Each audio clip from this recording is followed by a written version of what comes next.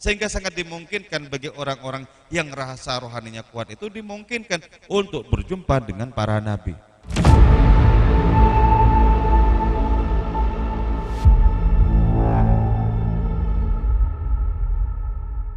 Kita lanjutkan kajian pada malam hari ini.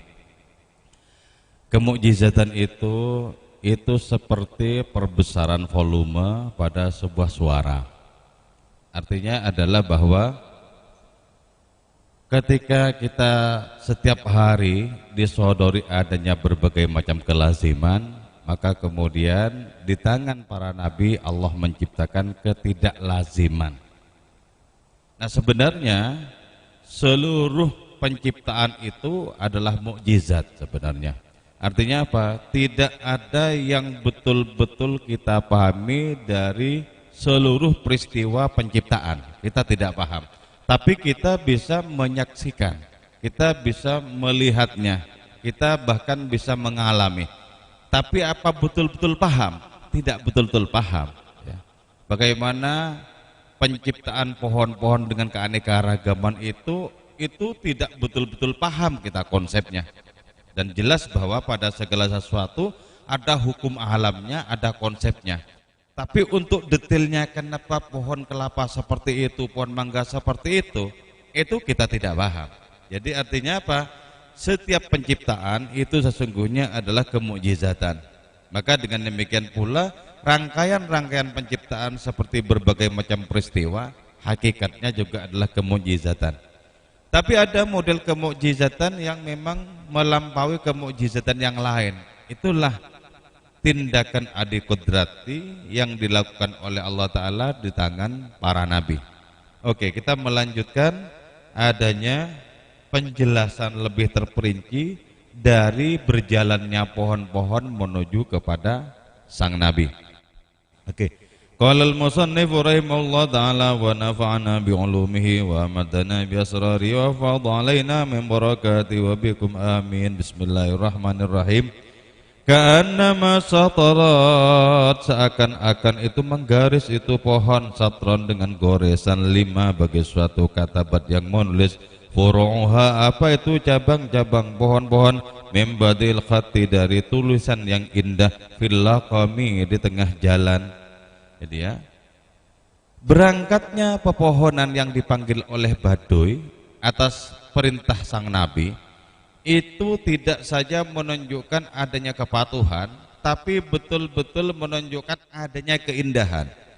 Di sini dilukiskan ya, seolah-olah ranting-ranting pohon itu menulis di angkasa adanya lukisan yang indah, menggores dengan goresan yang sangat indah. Jadi orang yang menyaksikan di waktu itu betapa sangat indahnya perpindahan pohon-pohon ke hadapan Kanjeng Nabi karena patuh kepada beliau. Nah, ini saya kira di sini ada makna hakikinya ya. Artinya apa? Artinya adalah bahwa setiap kepatuhan itu sesungguhnya adalah keindahan. Setiap kepatuhan adalah keindahan. Kenapa? Bagaimana mungkin setiap kepatuhan itu keindahan? Itu tak lain karena sebenarnya kepatuhan itu adalah keterpautan spiritual antara dia yang patuh dengan Tuhannya. Jadi setiap kepatuhan itu menunjukkan di situ ada garis yang menghubungkan, ada relasi rohani yang menghubungkan antara al-muti atau dia yang patuh dengan Tuhan yang dipatuhi itu. Kalau tersambung dengan Tuhan yang Maha Indah, maka secara otomatis juga kepatuhan itu tak lain adalah keindahan. Keindahan. Jadi di sini keindahannya itu dalam konteks rohani tentu saja ya. Orang sholat itu keindahan sebenarnya. Gerakannya keindahan, kepatuhan di hati itu juga adalah keindahan. Orang melaksanakan ibadah apapun itu sebenarnya adalah keindahan. Karena itu kemudian orang yang kelas rohaninya itu tinggi merasakan keindahan itu pada setiap kepatuhan yang ada. Jadi pada mereka itu zikir dan lain semacamnya itu keindahan. Karena itu kemudian mereka kesemsem dengan adanya sarana-sarana yang sangat indah itu, kesemsem. Sehingga mereka melaksanakan berbagai macam kebaikan itu bukan merupakan beban bagi mereka, tapi kenikmatan karena mereka mengunyah keindahan demi keindahan itu. Nah sekarang begini pertanyaannya, kalau kepatuhan itu adalah keindahan, kenapa tidak setiap manusia bisa menikmati keindahan itu? Nah, ini berkaitan dengan seberapa kualitas lidah rohani kita. Kalau kualitas rohani kita itu rendah, maka hanya ibadah tertentu yang bisa kita rasakan indah. Sementara ibadah-ibadah yang lain, kepatuhan-kepatuhan yang lain tidak indah, belum indah. Kenapa? Karena dibatasi oleh seberapa sehatnya lidah rohani. Tapi kalau lidah rohani utuh sepenuh-penuhnya sehat, maka setiap kebaikan itu indah adanya. Setiap kebaikan. Nah, di sini kita melakukan adanya perluasan tentang sehatnya lidah rohani itu, agar setiap peristiwa itu bermakna kepatuhan. Dan ketika setiap peristiwa bermakna kepatuhan, maka setiap peristiwa adalah keindahan. Di saat itu orang berarti sudah membangun kerajaan rohaninya sejak di dunia. Kalau setiap peristiwa adalah kenikmatan, setiap peristiwa adalah keindahan. Contoh ya, orang betul-betul subur rohaninya, itu bertemu dengan orang lain saja itu keindahan. Bertemu dengan orang lain, yang bagi kebanyakan orang mungkin perkara yang biasa ketemu dengan orang, tapi bagi orang yang rohaninya itu kukuh, subur, itu adalah keindahan. Sehingga tidak ada satu detik pun, tidak ada momen kecuali di situ adalah keindahan demi keindahan. Ini ya, ini jalur rohani agar kita bisa senantiasa bergembira. Jadi karena itu dalam hidup ini jangan mau kalau kita mau dipeluk-peluk oleh persoalan kehidupan lantas kita menjadi sedih. Jangan mau. Mau-maunya kita menyediakan diri untuk dikeplok oleh kepedihan hidup ini, jangan mau. Caranya gimana? Caranya seperti itu tadi. Ciptakan diri kita secara rohani itu sehat, maka setiap peristiwa adalah keindahan, setiap peristiwa adalah kenikmatan. Kenapa? Karena sesungguhnya setiap peristiwa itu adalah perjumpaan dengan Tuhan yang berada di balik seluruh peristiwa. Orang sufi itu tidak membatasi bahwa keindahan itu hanya di dalam menyaksikan adanya kebaikan-kebaikan. Tidak. Mereka juga merasakan adanya kenikmatan keindahan di balik kesaksian mereka tentang adanya berbagai macam pengingkaran dan keburukan. Di dalam Quran ayat 2 surat Al-Fat itu, liyaghfira lakallahu ma taqaddama min dzambika wa ma ta'akhkhar, itu ya. Itu orang bisa mengalami adanya keindahan, versi tafsirnya Ibnu Arabi itu, ketika orang itu sudah mendapatkan anugerah Al-Fathul Mutlaq, yaitu ketersingkapan yang mutlak, sehingga orang itu bisa menyaksikan keindahan Allah itu menjuntai pada segala sesuatu. Pada segala sesuatu. Itu dimungkinkan. Artinya apa? Ketika segala sesuatu kita pandang sebagai ungkapan kehendak sang transenden, maka di saat itulah pada segala sesuatu itu ada keindahan. Jadi di sini Imam Busiri berdiri di atas kaki rohani dan memahami perpindahan pohon-pohon itu sebagai lukisan yang indah yang digoreskan oleh ranting-rantingnya di angkasa. Indah. Jadi begini berarti ya, apa yang bagi beliau indah boleh jadi bagi kita tidak indah. Apa indahnya? Selain mungkin kita takjub ada pohon bisa berjalan ini. Indahnya di mana? Kan mungkin begitu.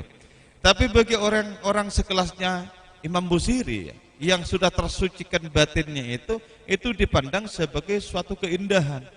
Jadi panorama alam semesta ini kebak dengan keindahan ketika batin kita sudah sepenuhnya melek. penuh dengan keindahan. Nah, itu Al-Fathul Mutlaq yang dimaksudkan oleh Ibnu Arabi itu. Berarti bait ini merupakan tantangan bagi kita. Untuk apa? Untuk menemukan hakikat keindahan pada segala sesuatu. Kalau kita menemukan hakikat keindahan pada segala sesuatu, berarti lapis-lapis lahiriah dari alam ciptaan ini sudah kita terobos. Kalau kita bisa menemukan keindahan pada perempuan cantik dan perempuan yang biasa-biasa, itu berarti kita sudah menerobos lapis permukaannya. Kalau kita menemukan keindahan yang hakiki, maka taulah kita bahwa sumber dari segala sesuatu itu satu adanya, dan berbagai macam rupa adalah ujian apakah kita terjebak oleh keanekaragaman rupa-rupa itu atau kita bisa menerobosnya. Jadi saya pertama-tama membaca bait ini heran itu loh. Mananya yang indah, apanya yang indah? Nah, ketika saya membaca syarahnya itu ternyata apa? Dalan ala hasanatin katsirah. Ternyata menunjuk kepada kebaikan yang banyak, menunjuk kepada keindahan yang banyak, katanya. Saya mencoba untuk merenungi. Saya menelusuri lagi Ibnu Arabi. Ketika Ibnu Arabi mengatakan bahwa segala sesuatu itu hakikatnya adalah Allah, oh iya, memang sangat dimungkinkan mendapatkan keindahan pada segala sesuatu. Itu berarti apa? Kita mesti mengaktifkan mata batin kita, mengaktifkan basirah kita agar kita tidak ditipu oleh segala sesuatu yang serba permukaan, agar tidak tertipu. Nah, kalau ini sudah bisa kita gapai ya, maka seluruh riwayat tentang kemukjizatan itu bisa kita rasakan hari ini, walaupun mukjizat-mukjizat itu sudah berabad-abad yang silam. Kita cuma tinggal membaca catatan-catatan tentang mukjizat itu. Bagaimana unta keluar dari dalam batu karena kemukjizatan Nabi Soleh misalnya. Kita membaca dalam sejarah. Nah, pembacaan kita usahakan bukan pembacaan yang kering kerontang, yang hanya menyodorkan ilmu pengetahuan kepada kita. Mestinya pembacaan kita itu melahirkan getar, seolah-olah kita mengalami sekarang juga. Kalau metodenya Syahrur itu ya tentang perkara Al-Quran, tentang perkara menafsirkan, bagaimana kita bisa merasakan bahwa Al-Quran itu adalah kalam Allah, firman Allah. Caranya begini, kata si Syahrur itu. Coba kau rasakan bahwa Kanjeng Rasul itu baru kemarin wafat, dan Al-Quran yang diturunkannya itu masih banyak dihafal oleh para sahabat. Coba mainkan imajinasi.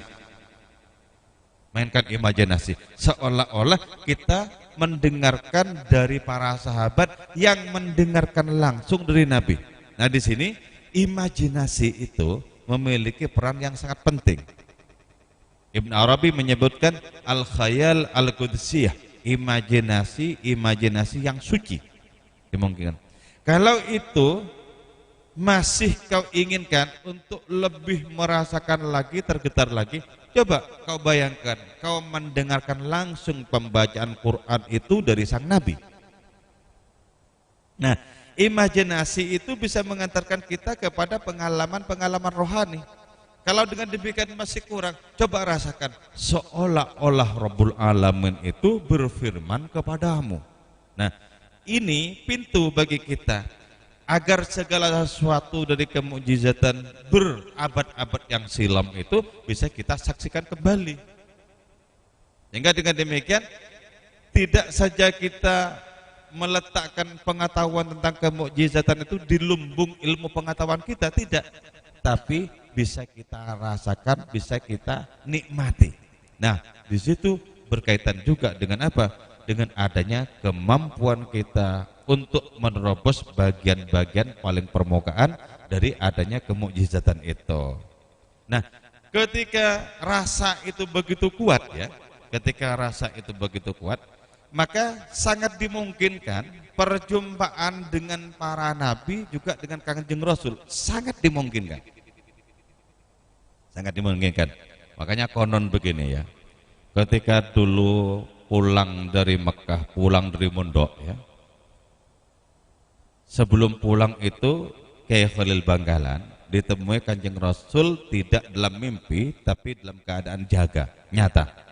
Dan salah satu sabda beliau itu adalah, kau pulang ke Indonesia tolong sampaikan salamku kepada Khozin di Sidoarjo. Nah, beliau ini Kiai Khalil Bangkalan ini pulang dari Mekah itu tidak ke Bangkalan, ke rumahnya, tapi langsung mendahulukan pesan Nabi mencari orang bernama Khozin di Sidoarjo. Ketika sampai di sana tanya, ada yang namanya Khozin? Sana orang jawab, wah banyak sekali namanya Khozin, yang mana ini?